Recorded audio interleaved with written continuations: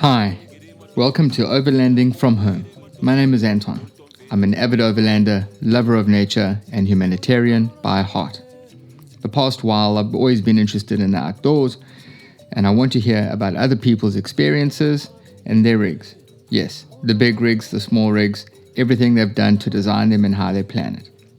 I hope you enjoy listening. Let's find out who today's guest is. Hello, ladies and gentlemen, and thanks again for signing in. And today I've got, I don't know how to explain it, the volume of distance that this amazing family have done. I'll introduce them in a second, and you can always go down and follow their links in the descriptions below. But today I'm going to introduce Marley and Mish, which is Dan, Marlene, and the kids. And just to be sure, the kids' names are Ava 13, Mila 10, and Luka 8. So thanks very much, guys. I really appreciate this. I don't know how to explain it. It's going to be quite a gnarly chat. You've done an amazing job, Dan, and I think as a father to a family on the road, it's a bit of a challenge, and to mom, it's going to be an interesting one because you have so many different dynamics and factors to worry about. Food and distance and irritable kids and all sorts of stuff like that. I'm really interested to find out how it's going. So how are you?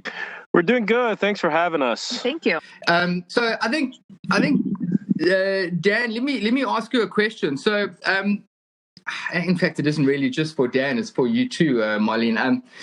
When we first originally chatted, you said that you wanted to get on the road when you had your first kid and just go and experience a few things. And 12 years, something down the line, it's obviously a very different thought. Is that correct? Yeah, so it's been about 12 years. Like you said, we have 3 kids, and our oldest turned 13 this past January. So she's halfway to being 14 almost, which is kind of a scary thought from my perspective, but yes. Things are still working out. 12 years ago, she was not quite a year old. So more than 12 years ago now, she's not quite a year old when we decided to take her traveling. And obviously the other 2 kids being younger, they weren't born at the time. Yes. So, our stories, like you said, it's a little different than most people. We didn't have this like crazy, travel bug, wanderlust that a lot of people talk about. Yes. At least not back then. Our goal was to being new parents, like wanting to show our new baby, like, check out this cool place that we just brought you to, like this world. You got all this to look forward to, like this huge, amazing place full of things. Like, how do we even get started? So we did some little bit of traveling. Like, quickly I realized, like, I was going to be the person carrying all the gear, the pack and play, the stroller, the car seat. And then anytime we went anywhere, duffel bag, suitcases. And then we're like, this isn't for us. We're not.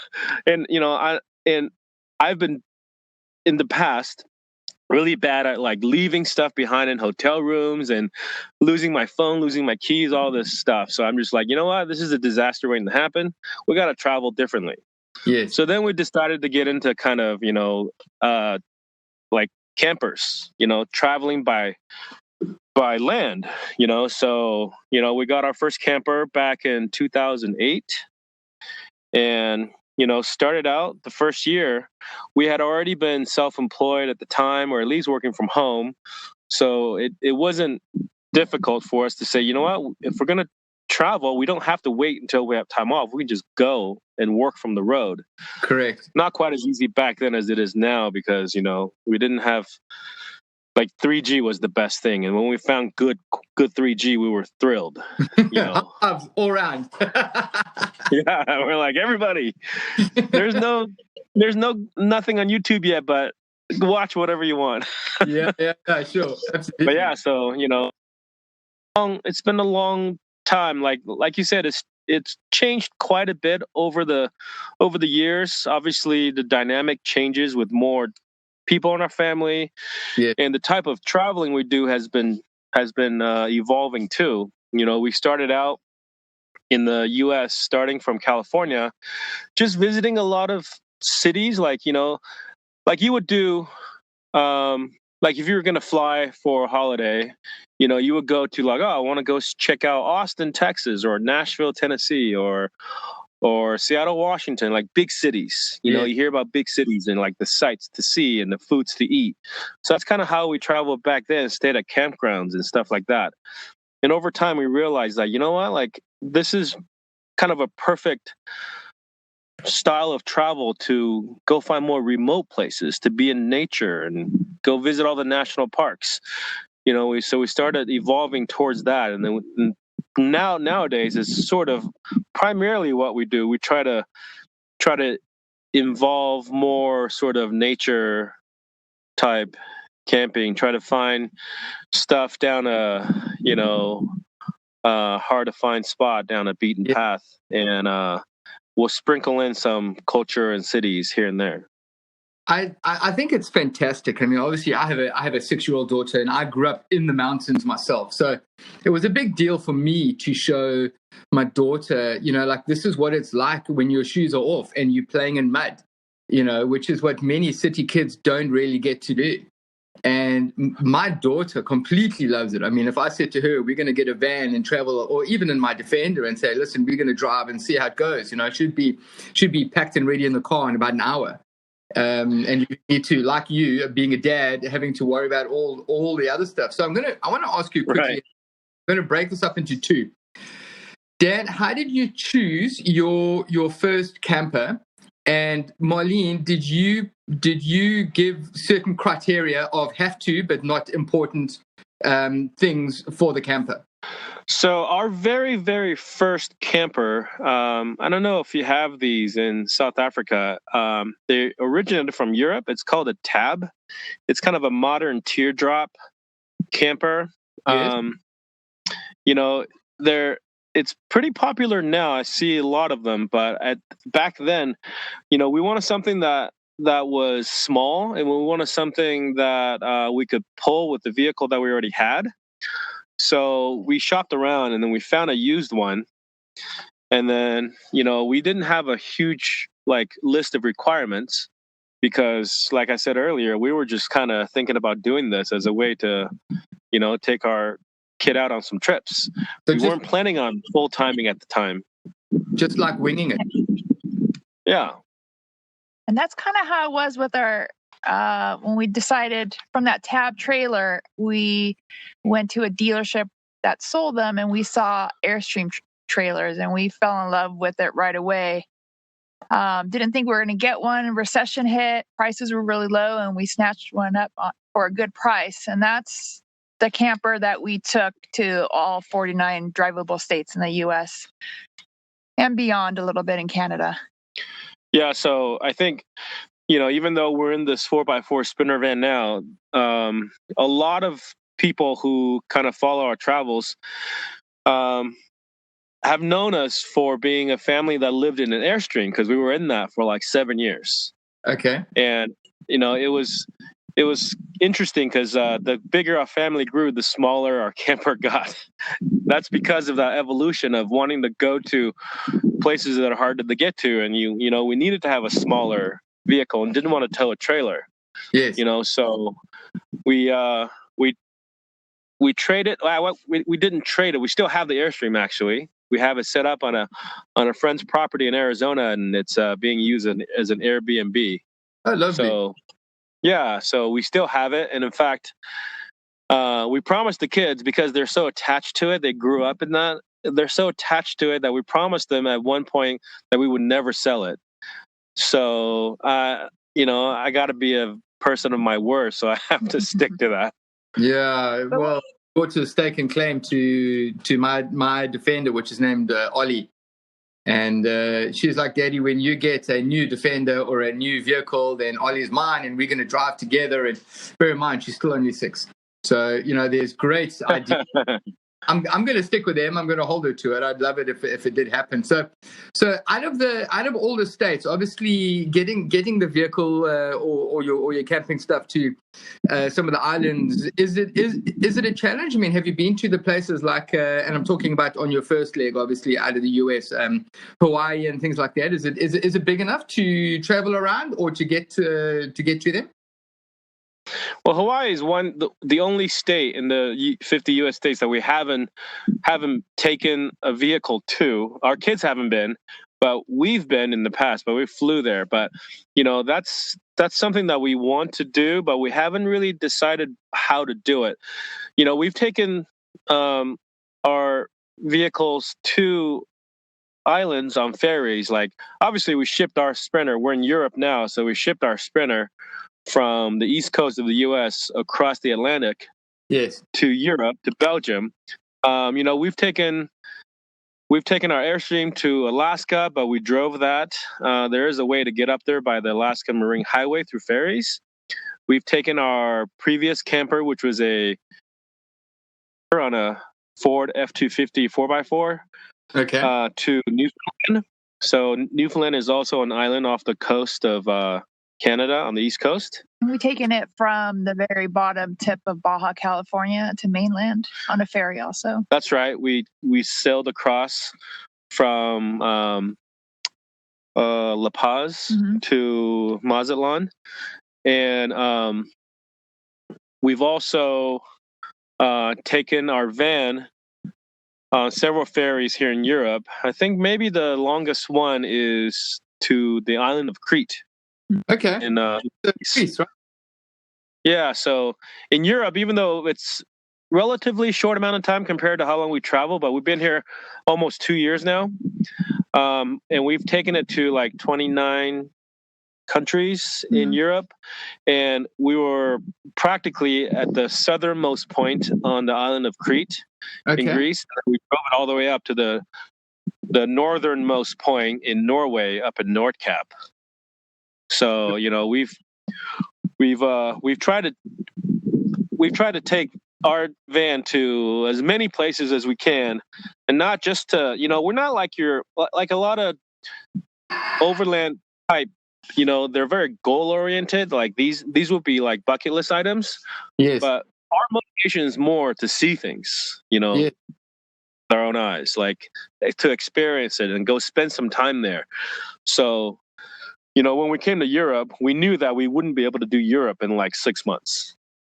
So that's why we committed to coming over here and just basically live here for as long as it took for us to feel like that we've seen it all. And that's kind of how we've, done North America. Like we spent, 10 years traveling all around North America, and then we still feel like there's so many places that we haven't been to. I think it becomes very challenging, if many, and most of the people that I've had podcasts with, and I think you guys are like number 23 at the moment, that there's a massive drive in order to be self-sustainable on the road. And if you're working from home, then it's easy to just move from, take a laptop from your desk to a laptop in your vehicle. I did a podcast with a gentleman earlier last week, and he's a Dutch guy, lived in South Africa for about 15 years, and then just packed up. He said, I'm going to drive through Africa. And his exact comment was it was the same as yours. I'm going to go and see how it goes and keep going until I feel I need to stop. There was no end goal. There was no, I have to be here at a certain time. And I think most overlanders feel the need to put a cap on it. They have 6 months to go from A to B, or 3 months. I mean, I was chatting with another gentleman out of Oman, and he was saying, how far will I get in Africa over 3 months? And I said, well, you could spend 3 months in one country. You could land, right. Put your vehicle in Mombasa, and you could literally spend 3 months in Kenya alone, and then you've got Rwanda, Uganda, Tanzania, you've got Ethiopia, which all have incredible spots. And it's very challenging, to to sit back and go, okay, I think I'm completely done with Finland, for example, because there's always extra spots. It makes it very challenging, very challenging.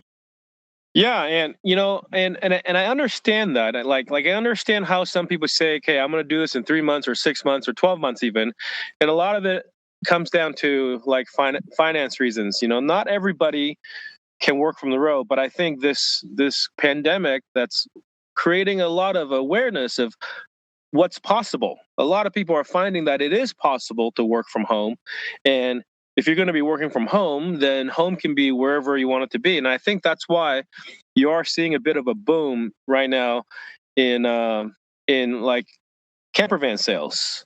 Yeah. A lot of people feel like that. I don't want to stay in hotels. I don't want to take buses or airplanes or ferries or boats or cruises. I want to be in my own space where I feel safe, but I still want to travel. So now that they figured out that their job will allow them to work from home, at least for the foreseeable future until this whole thing is over, people are seeing that this is possible. Whereas before, we talked to a lot of people, their first thing is that, oh, I don't know how I could do my job, outside of the office. Or I don't know how to manage, like, how do you deal with having kids in the background, stuff like that. But Yes. a lot of the times, like, now people are thrust into this. They have to do it. So they're forced to figure it out. And I think some people are realizing maybe it doesn't work quite so well for them, and they're looking forward to going back to the office. But, those other people that are forced to figure it out, hopefully now have figured it out. And then now they actually can see this, with a slightly different perspective, that it is possible, like we've been telling people for a long time. It's very true. I did another podcast with a guy, Ferenc, out of Hungary, and he spent most of his time along the Eastern Europe, through into China, Mongolia, that type of thing. And these are guys that I should actually introduce you to, because there's a bunch of people in Serbia, Turkey, Hungary that have been through certain areas that may be able to give you tips. But anyway, he's actually written through his website two articles. One is how to be sustainable on the road and not have to be in the office, and the other one is how overlanding is the new holiday destination. Not that it's a place, but it's a way and things to do. I mean, personally, I would rather be doing what you're doing than sitting at a desk or going into a hotel. You lose so much of an area or a country or a region by getting on a bus or flying in and out. So I think, I actually hitchhiked America and Canada in 1999. And by hitchhiking it, I gathered so much in my head that is still there. And I remember sitting in Banff in Canada and in BC and watching these Chinese climb off a bus, take a photo, buy a little something, put it in their bag, climb on the bus and disappear. And I was bothered by that. It really got to me. And to this day, however many years it is, it's still stuck in my head. I don't want to take a photo and then get in my vehicle and disappear again. It's very different. And I think the way that you're doing it, and these are stories that your kids are going to remember. Oh, do you remember when we climbed off the ferry going into Morocco? And do you remember this? And this is the type of thing that kids don't forget. And we all know that all they do is inhale info. So it's amazing how you've planned it. And I think doing it from a young age with your first kid, you've kind of just learned to just go with the flow. And I think this is something that I wanted to ask you, Marlene, is what is your basic requirement for the van? I mean, obviously, Dan, you've put the van together with your wife, but I mean, what is the basic requirement? How do you guys do your sleeping and cooking and cleaning and things like that? What is it about the van that makes it so much easier? When we first started, there wasn't other families or online things to look at to figure out that there are different possibilities or options. So we bought the Airstream. It had a queen size bed, it had a shower, it had a separate bathroom, kitchen, and we just thought that's how all campers are. And once we traveled for a while and decided to downsize our home, the funny thing is, my requirement was I don't want a permanent bathroom. I don't want an indoor shower. I just want a comfortable place for us to sleep and hang out and have safe seating for the kids while we drive. And that's how it was with our 4-wheel camper when we downsized. And then when we switched to our current Sprinter van, that was a similar thing. I wanted permanent beds for all of us. I don't want to have to break down, move comforters, pillows around every day. It's super annoying when you live on the road full time with 5 people. So that was our number one requirement in the van: permanent beds, factory seatings for the 5 of us. Yes. So we always have a place to sit and we always have a place to lay down. I love it. I love it. Yeah. And also, we have the luxury of knowing exactly what works for us, because we've been in since the beginning with that tab trailer. We have been in a tab, we were in an Airstream, and we were in a 4-wheel camper, and then we later got a casita trailer, which is a fiberglass trailer made in Texas. Okay. And now we're in our 5th camper, which is the van. And aside from the van, everything else was factory built. They were laid out by some designer at these factories based on what they thought their customers wanted. So we were able to experience 4 different factory-built campers and know what works and what doesn't work. So when we came to build our own van, we knew exactly what we wanted. Like we weren't coming into this blank slate and then trying to figure out, will this work, will this not work? It was very clear to us what does and what doesn't. And because everything's a compromise, when you have unlimited space, of course we're going to want a permanent shower, permanent bathroom, all the like comforts of a home. But you always have to kind of compromise between how agile and nimble you are off the road versus how much amenities you have. So we realize, this is actually really easy to figure out. Like, how much time a day do you spend doing different things? Well, most of our time is spent sleeping, or at least the bulk, like the largest amount of time doing anything else is sleeping. So let's make sure we have all comfortable places to sleep. And the other times, if we have to work, we're spent sitting somewhere, so we got to have places to sit. We spend very little time going to the bathroom. We spend very little time taking a shower, and then the next from that is like, we spend slightly more time cooking and eating, but that's still not a majority. So let's just use that perspective. How much time do you spend doing something, and prioritize comforts in those areas, and then work down from there. And with 5 people in a long wheelbase Sprinter, there's only so many combinations you have. And when we sort of lay this out, it's like, this is the one. This has to be the one, because anything else would be an experiment that may not work out and that wouldn't be worth it. I completely agree. And I think, I say this a lot to new overlanders and campers, is that there's always a way off. And you need to figure out what the way off is going to be. Is it size and space? Is it weight? There's so many different things. And I find it amazing that, every 6 months I go through my own vehicle, and I've done most of the stuff on my vehicle. But every 6 months I go through it, and I'm going, I've got this in here. Do I need it? If I don't need it, will I need it one day? Is it something that's got to do with recovery? If I don't need it, why do I have it? Let me get rid of it, or get something a little bit more sleek. And this is something that I've been, I think, the last, say, 3 months, and it just happened to be during the lockdown. In fact, no, the last 6 months.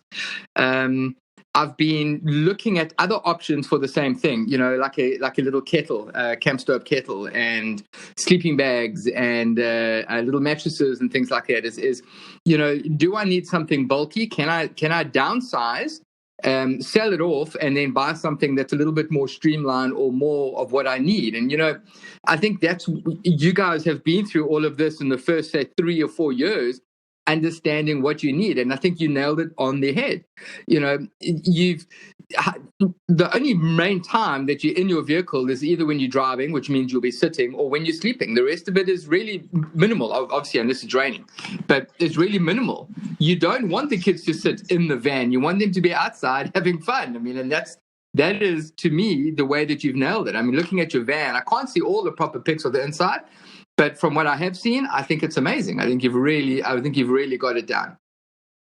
Yeah. So the other thing that we wanted to make sure that worked for us too is that, because we're not able to pick like windows of time to travel versus not, since we're living in it, we have to make sure that if the weather is bad outside for extended periods of time, that we still can be comfortable all inside and not be driven nuts. So that's why the van ended up working better for us versus our last vehicle. Even though the dimensions are pretty similar, it's about the same length, it's about the same width. And when, the last one had a pop top, so with the top up, it's about the same height. But the big difference for us with the van is that we're able to incorporate the cab space that we're sitting in when we drive into living space as well, whereas we couldn't do that with the truck.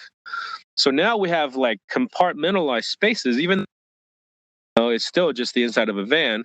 So we can actually have 5 people all laying down on the bed like we would when we're sleeping, and still have 5 people sitting down. I mean, not that we ever have 10 people in our van, but we have these different sections of the area that works well for us. So yeah, we want them to be outside as much as possible. Like this place that we're at right now, it's amazing. It's beautiful. We're actually sitting on the shady side of the van outside right now doing this podcast. And it's weather's perfect, and I'd rather be here doing this than inside the van. But on the other hand, if it starts to rain, it's okay too. If it's really bad weather, yeah, we have the luxury of packing up and driving some other place that's nicer. So that's the thing. We don't have to be stuck somewhere if it gets really bad. I think it's very, very cool. And I'm just having a look at some of your gear here. So, we all know Victron. They're really, really good electric components. You've got a good size gas cylinder, which will obviously last you well. Do you swap between, so we call it a braai, which is a barbecue for you. Do you barbecue or braai as often as you can, or do you prefer to just use the gas and get cooking out the way for dinner? We carried a barbecue for the last 2 years, and we intended on using it more, but we didn't end up using it as much as we thought, mostly because it requires a lot of water for cleaning, and water becomes a pretty scarce commodity when you're in the middle of nowhere and you have 5 people. Yes. So, we think about, okay, I would love to have this piece of meat grilled instead of cooked on the stove, but what sacrifices are we making because of that? So, like you were saying earlier, like every 6 months, figure out what works and what doesn't, what you can optimize, what you can't. We kind of did the same thing with the barbecue. It's okay, if we got rid of this barbecue, what do we lose? And in its place, what can we put there instead? So in fact, we just sort of decided that the barbecue, let's try it without for the next few months and see if we really miss it. So we don't barbecue outside as much anymore, but we do have the ability to like cook over fire. We have skewers, we have cast iron griddle that, we can place over an open fire. So, we don't have fires that often. And actually here where we are right now, somebody built a fire pit, but we took it apart because we were in the middle of a forest and we don't want to, in the summertime, it's not legal to have a fire. Yes. So we're not cooking outside that much, but it is like that where we're optimizing things ongoing, and it's not that different than like what like a backpacker would do to optimize their gear, because they're also very weight sensitive. Yes, you spend $50 on a titanium cup over a stainless cup because it weighs like 3 ounces less, or something like that. But to us, it's not obviously not that extreme, but we have to kind of balance, because we do live full time in it. We have to balance not just lightweight and compact, also has to be durable. Like we don't want to have something break and have to be replaced every 6 months to a year. We rather carry something that's a little bit heavier duty that's going to last us. True. Very, very true. So I actually have a little gas braai that I'll send you a link to it. I completely love this thing. And I bought it because when I first started going out a lot further distances and a lot more hectic terrain, I didn't want to get somewhere and it's like, 6:30 at night, and back there my daughter would have been 2 or 3, and she's crying because she's hungry, and my wife's trying to shoot me with her eyes because we're late. And I bought this little gas braai from Amazon on the US, and I completely love this thing. I've reconnected it so that it fits with a similar cylinder that what you have. I just got a pipe with a quick release attachment, and I use the same cylinder for everything. To do teas and coffees, I use a pan, as well as for the gas braai. And I think I'll send you a link. If it works for you, fine. But I tell you what, it just makes life so much easier. And then the reason I actually ask it is because obviously braaiing or using a barbecue is a lot more time consuming and a lot more relaxing than it is just getting dinner out the way. Maybe I'm actually saying it a bit too insensitive because you guys do it all the time. Okay, let's just move on. All right, so looking at some of your other gear, I see you've chosen BFG KO2s. They're a good tire. Yeah, we actually have been using BFG since we downsized from the Airstream. When we switched to the 4x4 four-wheel camper, what we realized is that this is the best tire that's both for on-road and off-road. We've tried some Michelins, we've tried some Coopers. I mean, those are all good tires also. We haven't tried any General tires, and I hear that those are also good. Yes. But we just had really good experience. And with the BFG all-terrains, I go way back to like high school when I first started driving. I had a Jeep Wrangler YJ, and I had BFG all-terrains on that. Of course, they're the older versions from the early 90s. Yeah. But I just loved them. And then I looked at them again, and then we switched them to BFGs on our Ford F-250, and I actually found those to be quieter on the road than the stock street tires that they came in. So when we got the Sprinter, we actually tried Coopers for a while, and then we switched back to the BFGs. Which Coopers did you try, Dan? Do you remember the name? They were... Don't. Okay. I can dig it up and send it to you. It's not a big deal. I think they were comparable to the KO2s. Mm-hmm. Maybe they were the Cooper version of the KO2. So, but for us, it's really also about just, the durability. Like, we've had really good experience off-road driving on rocks, yes.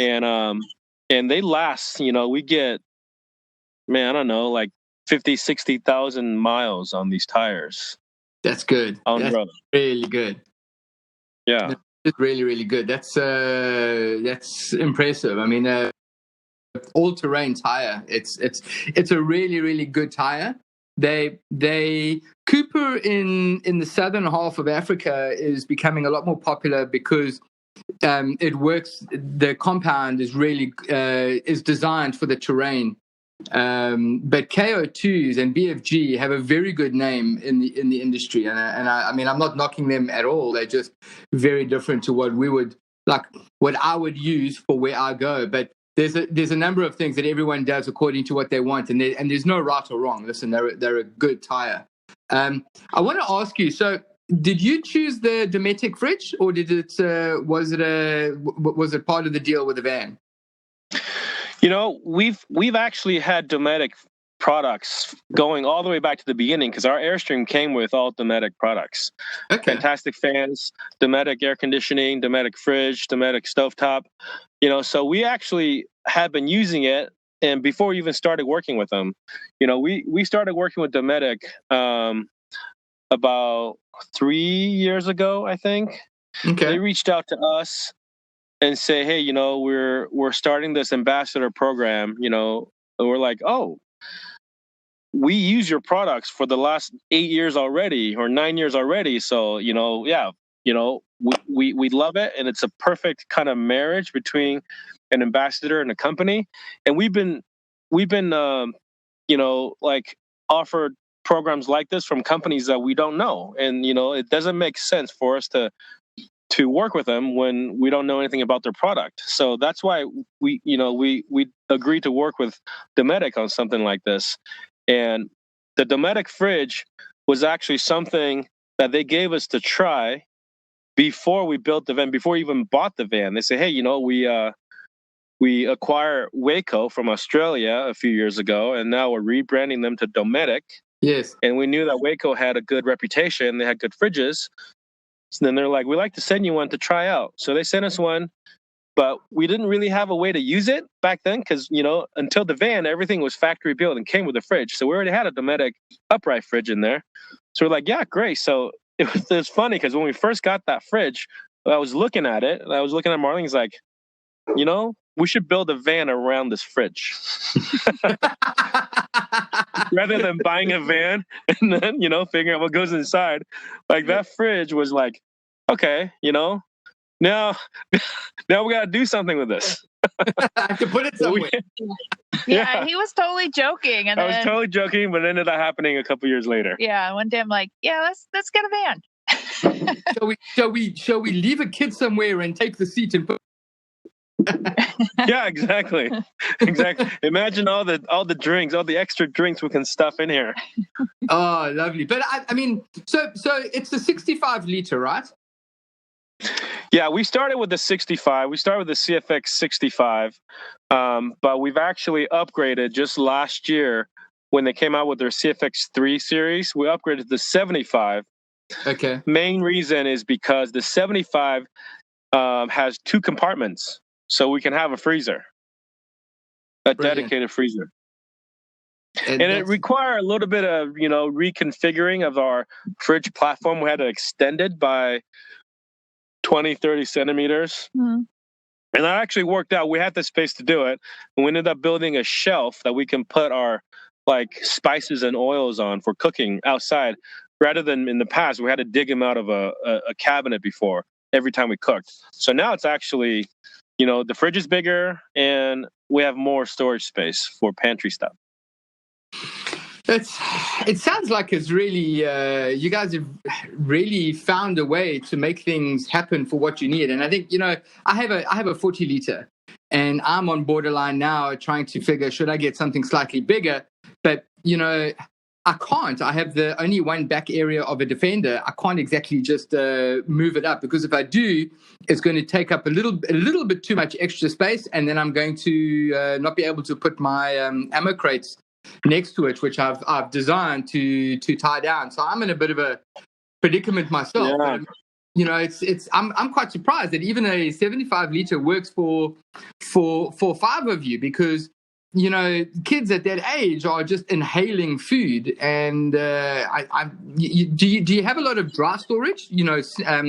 Peanuts, raisins, dry snacks that kids snack on during the day. I would say, even with the 75, you're right. It's after we go shopping, we have food everywhere.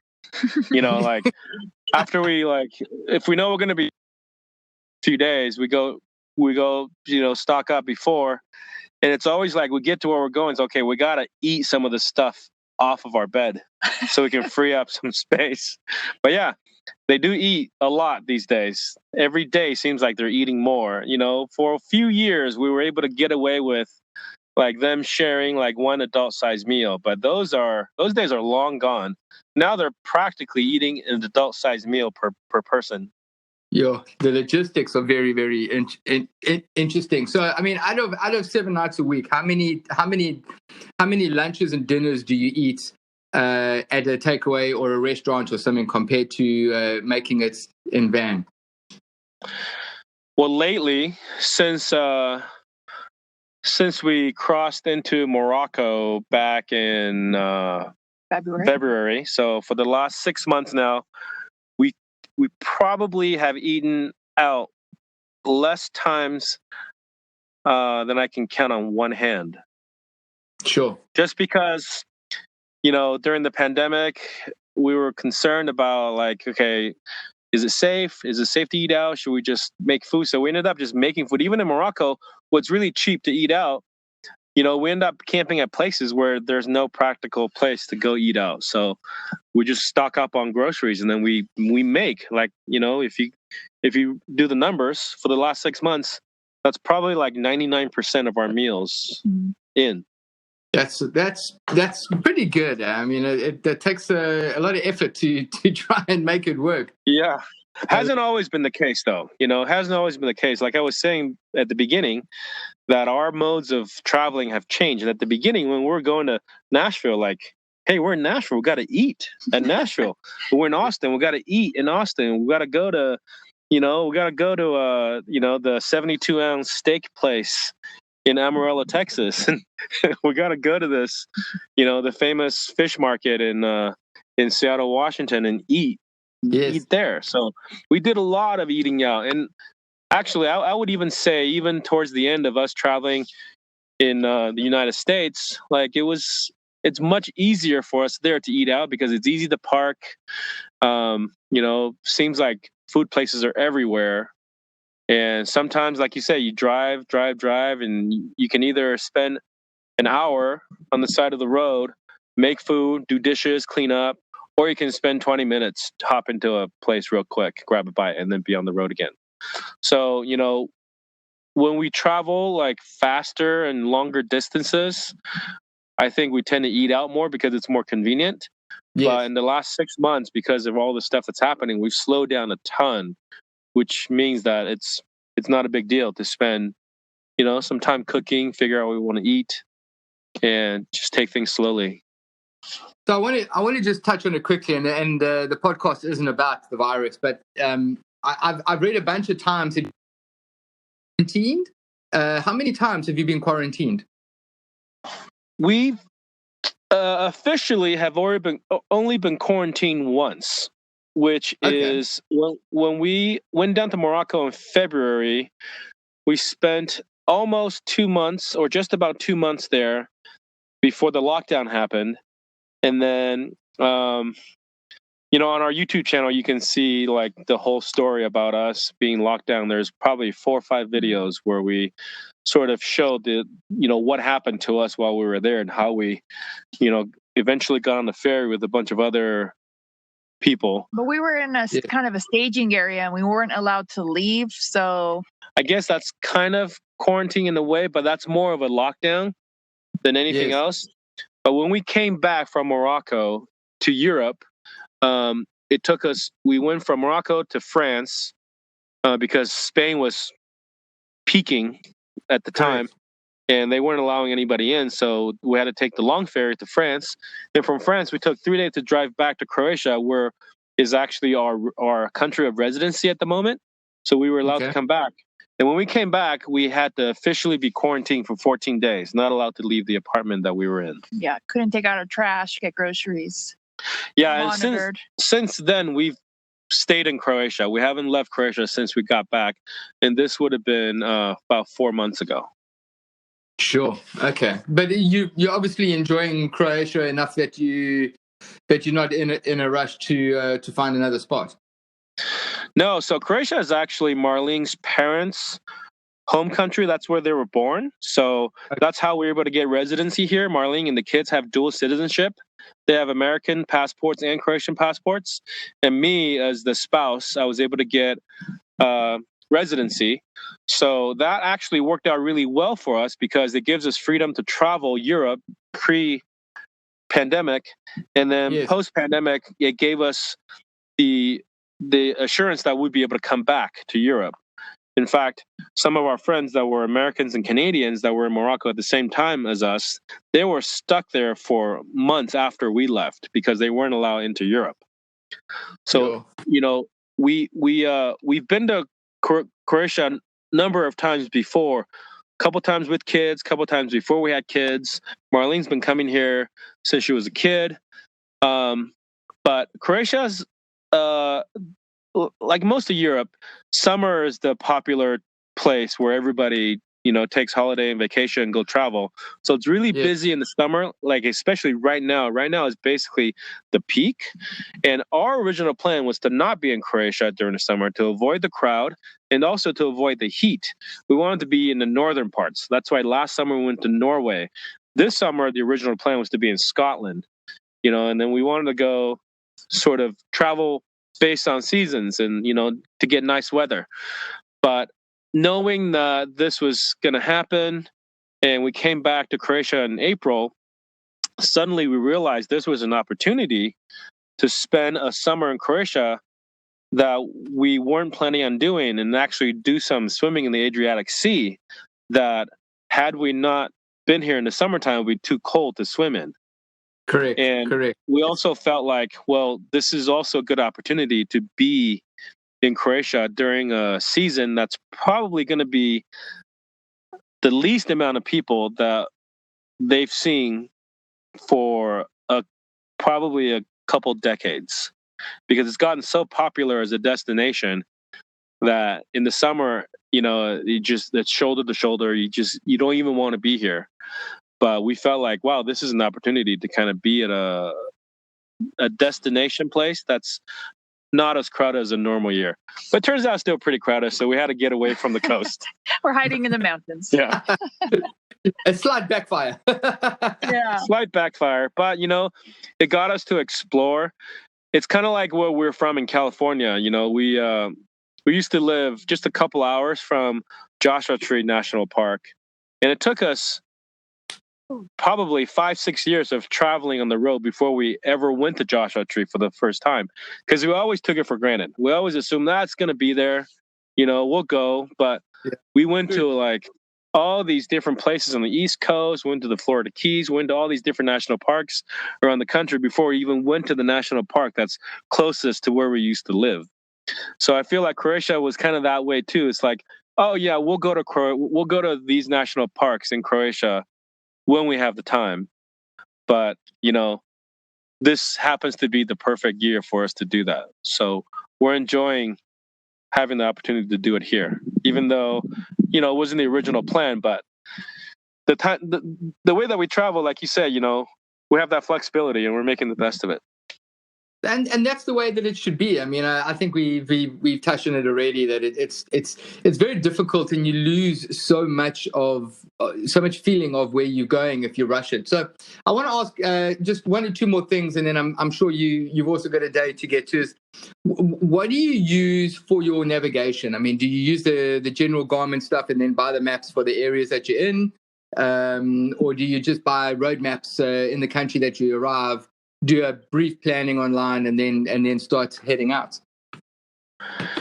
We don't do a ton of planning as far as where we go. So we have general ideas of where we want to go. So I've always I don't have any specialized overlanding like navigational gear.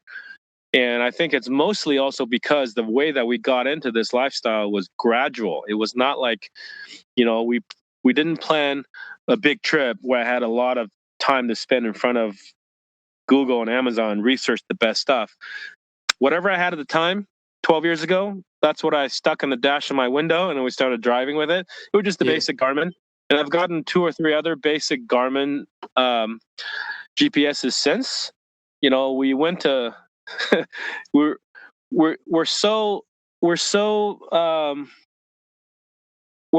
so bad. Maybe bad is not the right word, but we're so, this whole not planning where we're going thing is so embedded in us that when we went to Alaska, we drove across into Canada. And it wasn't even the first time we went to Canada. We drove into Canada and we realized our Garmin didn't have Canadian maps. And then we went to a Canadian Walmart and bought a basic GPS there so we could have Canadian maps. So we can drive through Canada, and then obviously in Alaska we had maps. But nowadays, because we have to work also, so we have to have internet connection. It's not difficult to just even use Google Maps as our navigation tool, and just use our phones and have our Garmin as the backup. And also, if we have to download offline maps, if we don't have internet service for whatever reason, we use maps.me. you can download offline maps for that. That's right. And in Morocco, some countries, surprisingly, I don't know, maybe other parts of Africa too, but in Morocco, we didn't have turn-by-turn navigation in Google Maps. Really? The feature wasn't available, so they use Waze there. So we just turned on Waze and use Waze there, But a lot of the more interesting adventures that we went on have been rooted in the misnavigation of our GPS. Lovely. I've just moved over from a Garmin. They stole it out of my vehicle during the first 3 weeks of lockdown, and oh man, I've just got an iPad Mini and connected the Garmin InReach Mini, and that makes everything for me. It's my media in my vehicle. I can download movies onto it. It's my my mapping and routing. I've got everything on it. Same maps.me, map out. I end up using Google Maps a fair amount because it's nice to map for me when I do my humanitarian work.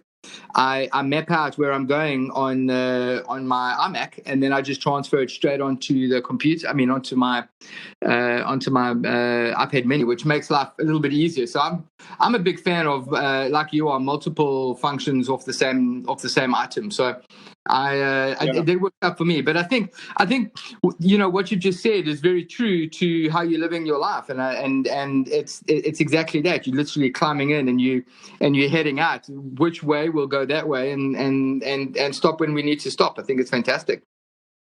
Yeah, and the other thing about how we use Google Maps too is that I put a lot of pins on locations that people tell me about, and then if we happen to go into a place, and I'll just look at what pins I've put. I remember going to Bulgaria last year for the first time, and then suddenly I realized I was near this cave that I had placed a pin almost a decade ago. I saw some photo on social media of this really cool cave that had these two holes that form a set of eyes beaming down from the roof. Now, wow, it's like, we should go here one day. And this is way before we ever thought that we would ship our vehicle to Europe. And then suddenly I was within like half a day's drive from it. So just constantly like looking at, where people are going to, just looking at things that interest us, and then placing pins. And then now, when we first came to Europe, that cave in Bulgaria was the only pin I had on the continent. And now when open up Google Maps, there's like hundreds of pins all over. Endless. So, yeah. All right. So just two more things quick. Marlene, what's your most or best used item you have in the van? That's not like permanent. Do you want it to be like a common? Should it be an unexpected one? It can be anything that you think I could not live without this in the van. Every single item has got basically become something that we can't live without, because if we live without it, it's gone. But I'm gonna let Marlene say her top one then. This is gonna maybe sound funny, but we have this collapsible bucket that I really love, and it's just I don't know what the material. It collapses, and I use it if I need to wash dishes outside, or if I'm at a campground, need to take it to a sink far away. I can do laundry in it. I can store extra groceries from the grocery store and our wine bottles in it. It's just, I really love it. Well, so we actually said this to our friends a couple years ago who also travel. They've gone to a bunch of different countries with their van as well. We told them this is the best thing we have in our van, and they're like, thinking we're just pulling their legs. Like, the best thing, really, the best thing out of everything. Like, well, actually, yeah, I think it is the best thing. And then you know what? They got one. Next year, they got one. That's beautiful. And Dan, what's yours? Well, I love that bucket too, to tell you the truth. But the best thing, I love that I routed a plug from the house battery up to the dash above my head.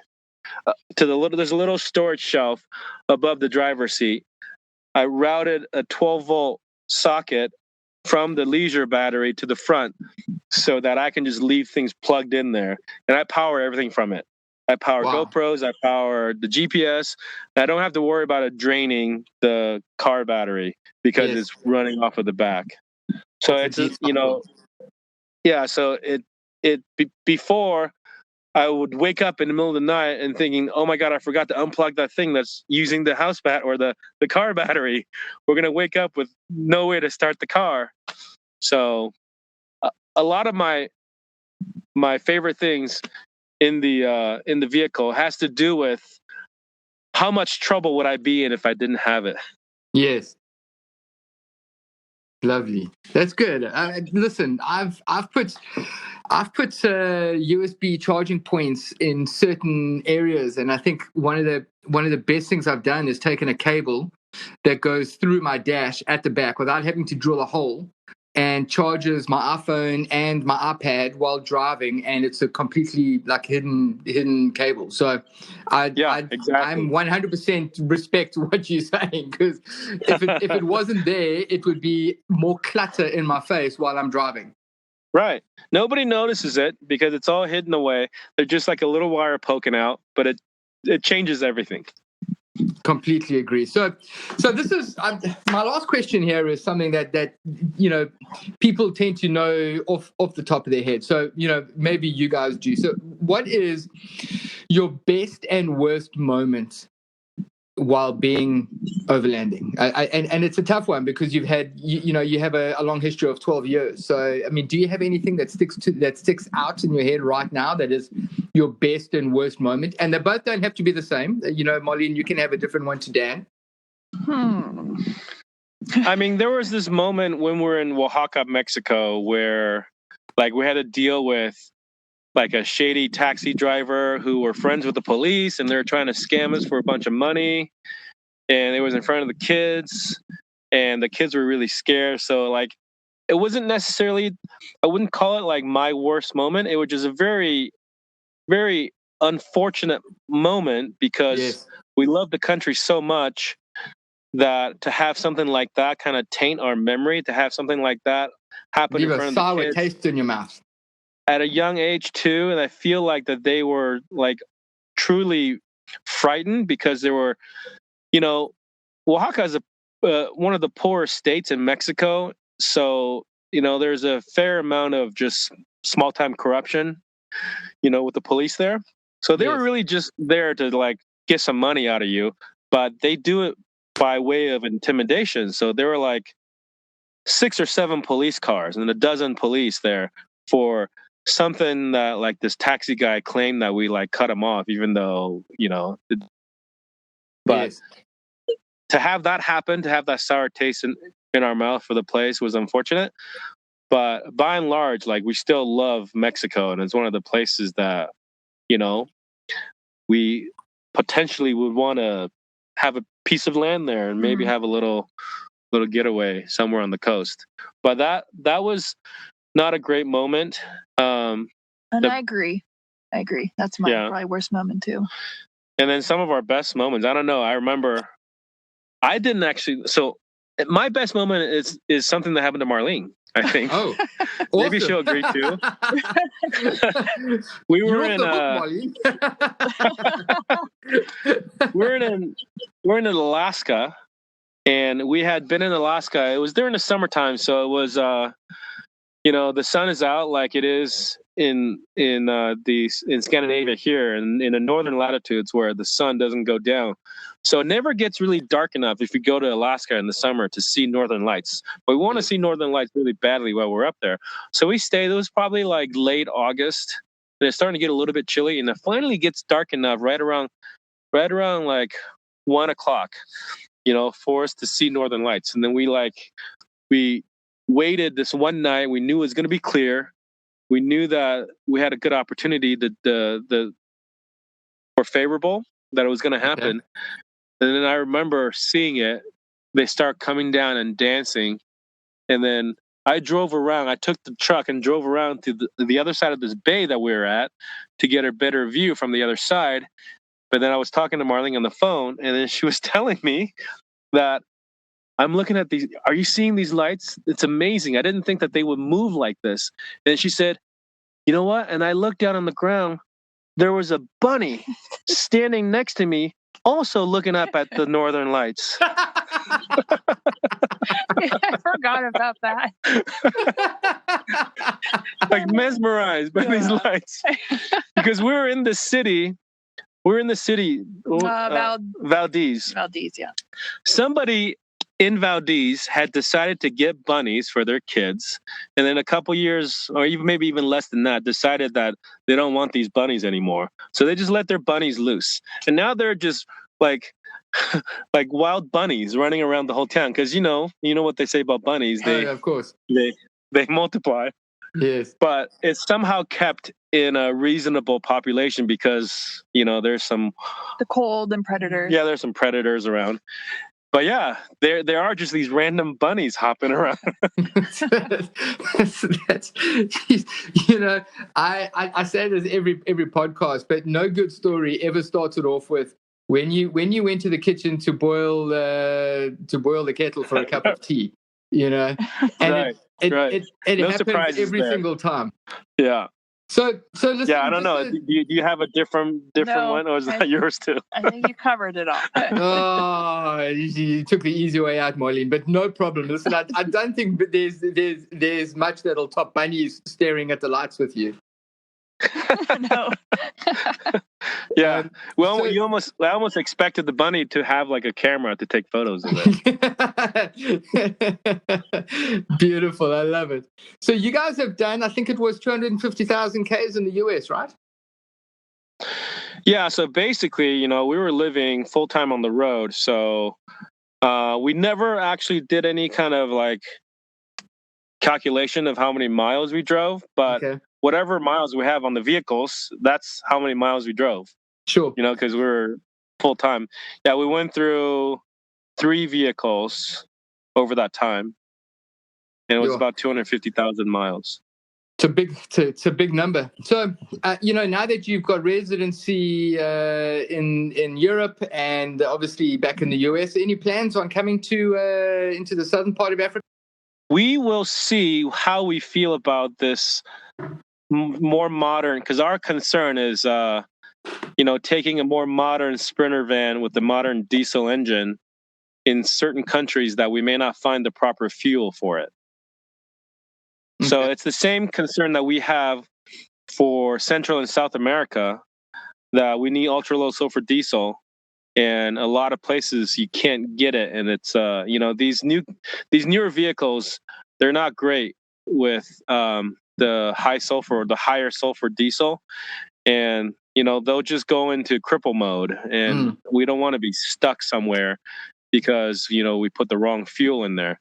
So until we do some more research and figuring it out, like we would love to either come down further into Africa, or if we have the ability to drive across Asia, whether it be through Mongolia or Russia or maybe the stands, yes, and then maybe somehow end up in on the Pacific side of Russia.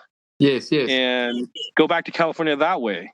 So, those are all options, but we probably won't know until another year or so from now which way we're going to go.